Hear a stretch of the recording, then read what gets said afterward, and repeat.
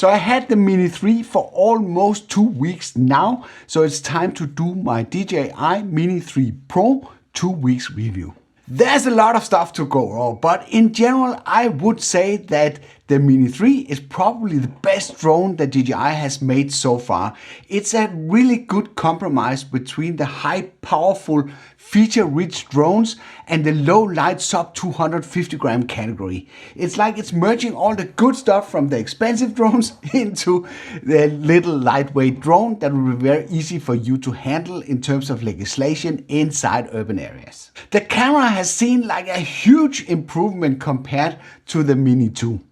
We have gotten an aperture that's twice as wide from 2.8 to 1.7, meaning that we are now getting twice the amount of light into the sensor. But having an aperture this wide will benefit you greatly during low light or night video shootings, as well as night photography. There's no way of changing the wide aperture as the aperture is fixed. On top of that, you will be able to shoot 4K, which you would expect, but now in 60 FPS. The high frame rate can be useful in scenarios where you have to slow down that footage to get it buttery smooth. With 60 FPS, it's a no-brainer to reduce the speed with a factor 2. And even though you're shooting in 60 FPS, you will not lack information in your footage as the bitrate has been increased from 100 to 150 megabit per second.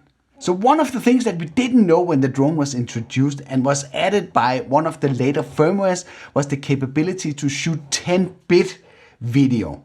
This was something that was only in the past reserved for the Air 2S. This is not possible with the standard profile, that's still 8-bit, but the D-Cine, like the flat color profile, that is now available in 10-bit. With an 8-bit color depth, you are getting something around 256 uplifted to third, which is around 17 million shades of color. If we are moving to 10-bit, 256 turns into 1084, leading to more than 1 billion shades of colors. This is something that you would really benefit from when you're color grading your footage, as it would be possible to stretch the footage much further than you can do with 8-bit. But it does come at a price, as the Chroma subsampling is only 420. Would have been nice to see it in 422. With 420, you are only recording 25% of the colors that the camera is actually seeing, where if it had been available in 422, it would be around 50%.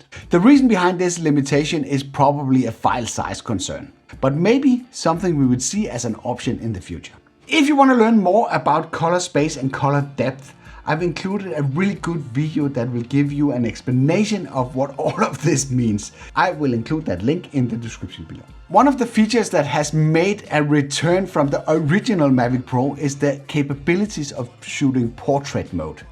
The really cool part about the implementation here is that it actually turns the camera, like really turns the camera, not doing it digitally, meaning that you will get the full resolution of the image when you record in portrait. Then you're probably thinking, rubbish, why I don't need vertical video, I hate vertical video. But nevertheless, platforms like Instagram and also YouTube are promoting the vertical video format big time.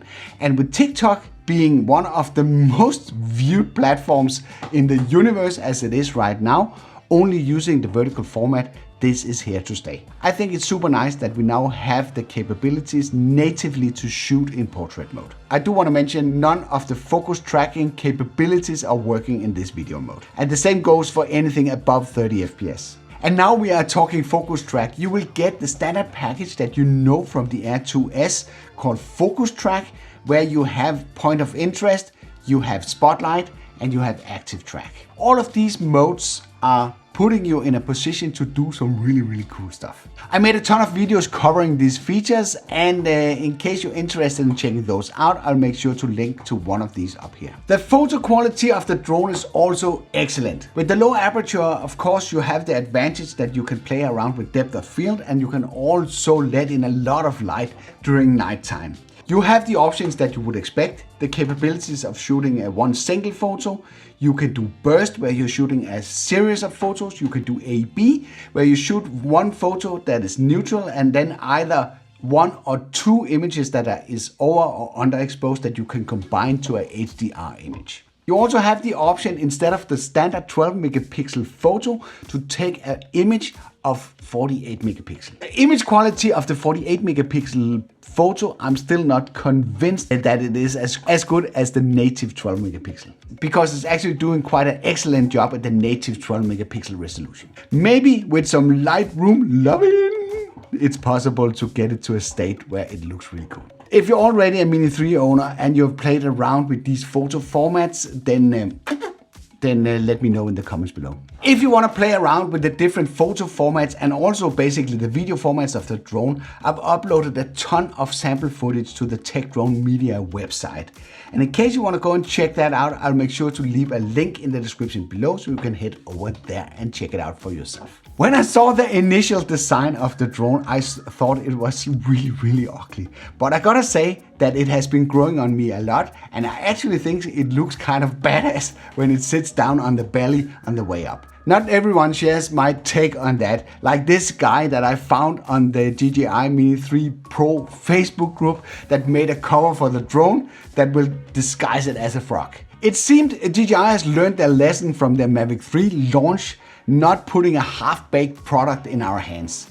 All the features that were announced around the drone were available when I pulled it out of the box. That was a pleasant surprise, and as we know with DJI, they will continue providing us with updates and tweaks, at least to the newer models that they have in their program. I think that makes DJI very unique, so it's not just a sale and then forget. The new implementation of quick transfer is pretty neat and works very flawlessly. You just need to press down the power button of the drone, and then you will be able to quickly download whatever footage that you want directly in the DJI Fly app. If you have installed the app on your smartphone, despite that you have the dedicated DJI RC controller, it will still pop up inside the app on the phone, so you can transfer the footage directly to your phone without the use of any of the remotes. In a world with fast social media, this is pretty handy. You are getting the standard array of quick shot modes with the drone. And in that relation, I do want to mention that the drone, even if it has sensors built in like front, rear and bottom sensors, most of these quick shot modes require that you are flying sideways, and there you have no protection of the drone. So be careful when you're using these automated modes, including the tracking modes, when the drone is moving sideways, as you might end up crashing it. Always keep your finger on the pause button. The pause button is your friend. That was getting to the edge.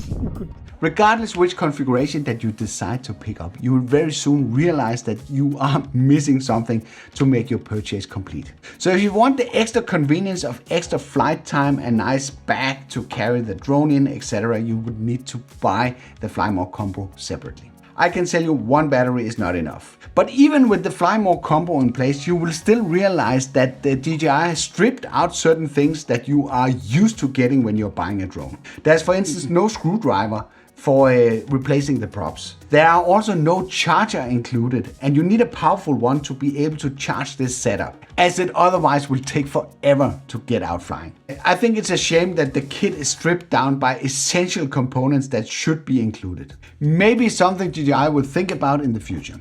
Then we are down to the more serious stuff. One of the things that are very surprising the first time that I launched the drone is actually how quiet it is. And I thought, okay, it's actually significantly quieter than the other drones that I've been flying around. So of course I made a test. So I took the three most popular sub 250 gram drones, the Mini 2, the Mini 3 and the Ortal Nano Plus, and I all flew them to 1.5 meters and then I raised it to 10 meters. All right, we ready? Let's get the drone up here.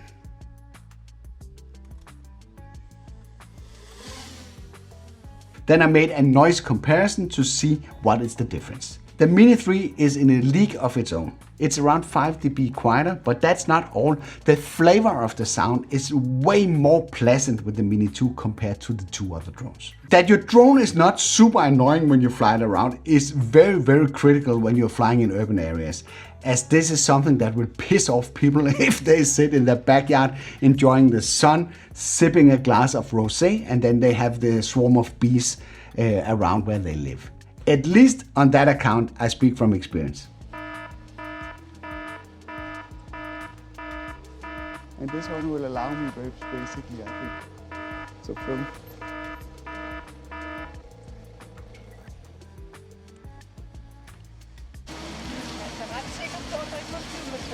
Nå, det er du sikker på? Hvor er du sikker på det fra? I forhold til, hvor tæt man må være på bebyggelse. On top of that, it's pretty quiet. It also flies really nice. It flies like a DJI product that you would expect, but then it's taken a notch up. It's kind of really smooth when you fly it around. I was pleasantly surprised to try that out. If I should point out one thing flying the drone for the first time is that it is a little bit sensitive and the raw adjustment of the sticks are not there. You maybe need to tweak the settings a bit to break in the drone. In case you don't know how to do that, I made a separate video about that and you can access that one through this card. Most of us live in areas where sometimes it's very windy, so of course wind performance is super important when you're talking the Mini 3 Pro. This is in the specification stated as a level 5 drone. So of course, one morning when it was very windy, I had to go out and test again the 3 sub 250 gram drones that I have. And I came to the conclusion that it actually handles wind pretty well. Also, if you exceed the level 5 capabilities of the drone, it's still possible to fly it. But you can run into problems where you need to kick it into sport mode to have enough power to bring it back. You're going to see wind warnings. You're getting those all the time. Even if a cow farts on the field next to where you're flying, it'll probably trigger a wind warning in the UI. Hopefully something DJI can fix in the future, as it didn't seem to have any direct influence on the performance of the drone. I did see in one situation where the warning was justified because the battery was basically reaching its maximum capacity and the drone was being forced down to a lower altitude to reduce the motor load and hereby reducing the battery current. But in general, you're seeing these warnings very often. And now to a topic that seems to be of very big interest for you guys, and that is the range of the drone. I can confirm during a test where I used the latest firmware, I reduced all external things that could interfere with the signal between the remote controller and the drone, that I could reach a distance above 2,800 meters, both using the DJI RC and the RC-N1, which is the same controller that is being used for the Air 2S and the Mini 2. The signal of the old controller seemed a bit stronger than it was on the DJI RC, but I could easily navigate the drone in that range. I didn't go further out during that test than around these 3 kilometers because my spotter, he couldn't see the drone much further. But getting a distance of almost 3 kilometers should be sufficient for most eyesights, as in most countries you're not allowed to fly the drone beyond visual line of sight. Of course, if you're flying in a polluted urban area, you might see different performance. Actually, DJI is stating by themselves that if you're flying in areas with high interference, you should not expect a video feed for more than 1.5 to 3 kilometers of range. If the interference is medium, the range is increased from 3 to 7 kilometers, and if it's low interference, it should be somewhere between 7 and 12 kilometers. And the reason why this is stated as a range is because the broadcasting power under FCC in, for instance, the United States, is much greater than the broadcasting power that is used in Europe under CE.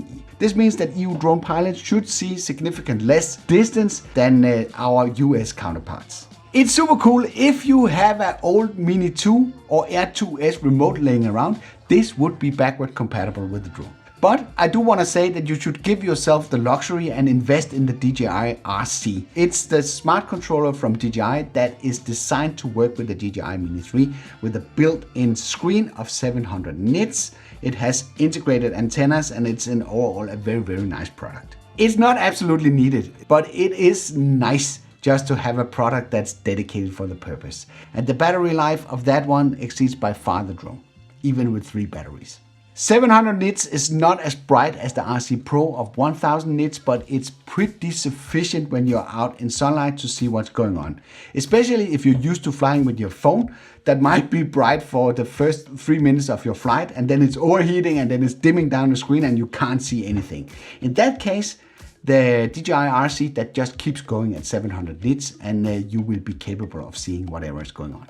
That is super nice. I like that a lot. Also, you have the possibility to do screen recordings, which is very useful for me when I'm going to produce content for you guys. The CMOS sensor is equipped with something called dual ISO technology, meaning that it has two base ISO levels that it can use on the same image and combine it into some super strong low light capabilities. And that all looks fantastic on paper, but how good that works in real life we have to take a closer look at and test to the max in a later video. So if you want that, let me know in the comments below. Regardless, I might make it anyway. So now we're getting to a point where I have a really hard time accepting the specification that DJI has put forward. They have promised us 34 minutes of flight time. I know you're never getting what's on the tin, sort of speak. You're never getting 34, but I would at least expect to be able to fly somewhere around 30 minutes when it's around 20 degrees Celsius, it's not too windy, and with a mix of different features on the drone. But I have not been capable of getting anywhere above 25 minutes of useful flight with any of the batteries that I have. That is rather disappointing, and that combined with the fact that I can't get the on paper 47 minutes plus battery for the drone here in Europe is kind of annoying.